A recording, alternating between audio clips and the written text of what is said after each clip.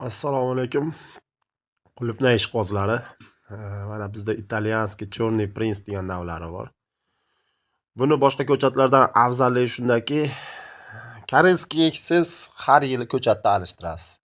Turetskiy eksangiz har 2 yilda alishtirasiz. Lekin bu italyanskiyni 12 yilda bir marta alishtirasiz. Afzalligi uzoqroq muddat yashaydi.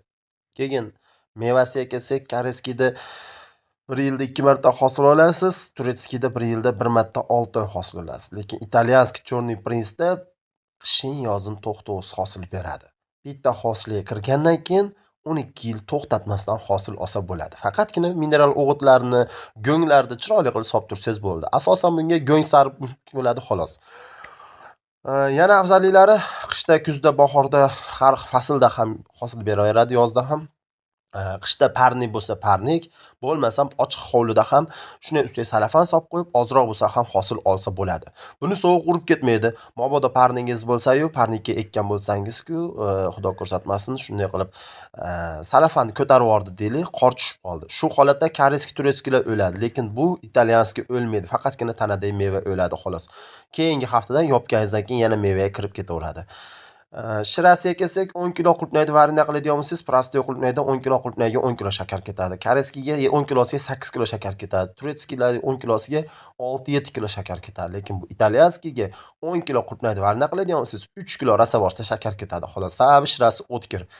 Rangi bardo'y bo'ladi, hidi o'tkir bo'ladi, nihoyatda o'tkir bo'ladi, hidi tomoqni oladigan darajada. Undan tashqari narxi ham teng baravar turadi. Hozirgi kunda mana hozir dekabr oyidamiz.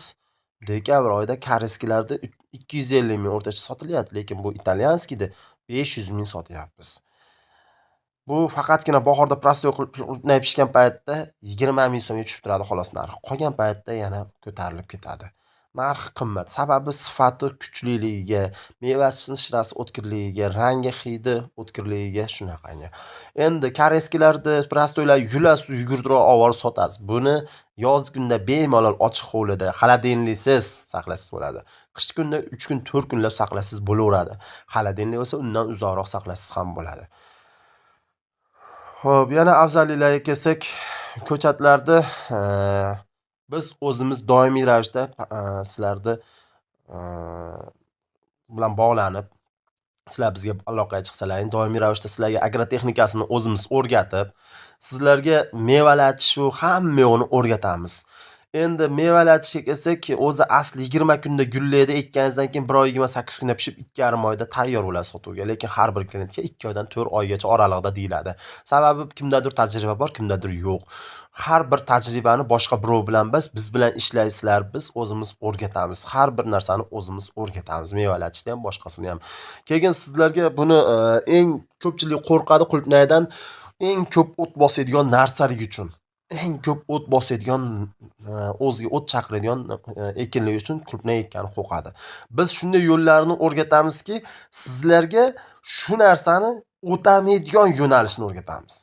Misol uchun mana hozir bitta ma'lumot bersam, yoz kunda somon septiraman tagiga. Nima maqsadda? Somon koreyskiyda tagiga salafan qo'yishadi.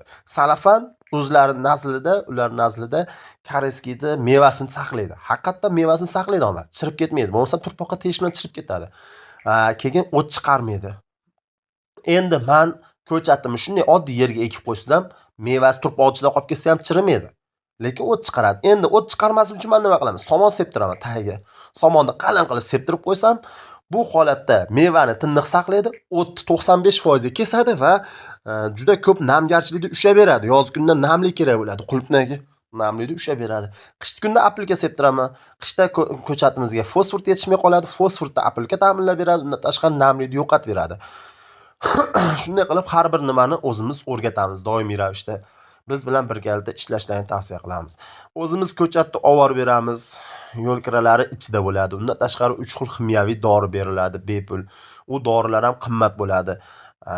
biz o'zimiz ta'minlaymiz o'shani. Yo'l kirasi 5% dan 20% gacha ko'chat qo'shib, kerak bo'lsa agar dogovorimiz o'xshasa ekib berish xizmatlarimiz ham bor. Ekib berish ham misol uchun siz kimgadir ishchiga ektirasiz, lekin u ishchi misol uchun qishki kunda zo'rg'a 200 tekadi, bir kunda, yoz kunda zo'rg'adan 500 tekaladi. Bizning ishchilarimiz endi professional ishchilar, qishki kunda 1000 tagacha, yoz kunda 3000 tagacha ekib yuboradi bittasi. O'zimiz chiroyli qilib ekib berish xizmatlarimiz ham bor. O'zbekiston bo'ylab dastavkamiz bepul, chet davlatlarga ham kerak bo'lsa chiqaryapmiz, faqat u chegaradan uyog'iga yo'l kiraga to'lamaymiz. Chegaragacha olib berish bizning zimmamizda. Istagan paytingiz zakaz qilishingiz mumkin. Endi o'zi asli qulupnaydi 10-avgustdan 10-sentabrgacha eksa bo'ladi xolos. Ko'pchilik yo'q, endi ekib bo'lmaydi, muddat o'tdi deyishadi. Yo'q, xato. Buni biz ma'lum dorisini topib olganmiz. Shu dori orqali stressga tushirmagan holatda, bizda o'zimizda turgan holatda 3 xil dorini berib, keyin sizga ko'chatni berganimizdan keyin qo'lingizga 3 xil dorini bepulga beramiz. Shu dorilar sepsiz ko'chat любой payt, istagan paytingizda rivojlanib ketaveradi. Hech qanday yo'qotish bo'lmaydi, batareya bo'lmaydi. Batareya bo'lsa to'laymiz, bizda garantiya bor. Batareyaga yana kamiga 5% dan 20% gacha qo'shamiz. Narxlarimiz ham qimmat emas. Tagiga ma'lumotlar ichiga qo'shib qo'yamiz narxlarni. Bemalol kirib ko'rishlaringiz mumkin. Telefon qilinglar. Tunu kun xizmatingizdamiz.